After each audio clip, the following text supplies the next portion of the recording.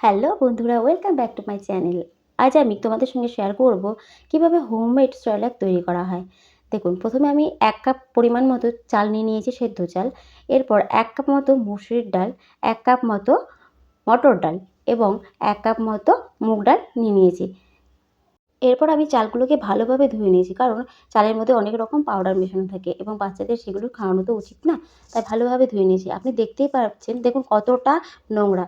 এরপর আমি ছাদে গিয়ে কড়া রোদে টানা 3 থেকে 3.5 ঘন্টা রোদে এই চাল ডালগুলোকে শুকিয়ে নিয়েছিলাম। এবার দেখতে পাচ্ছেন আমি এখানে কিন্তু আমন্ড, আখরোট, পেস্তা, মাখানা, কাজু নিয়ে নিয়েছি।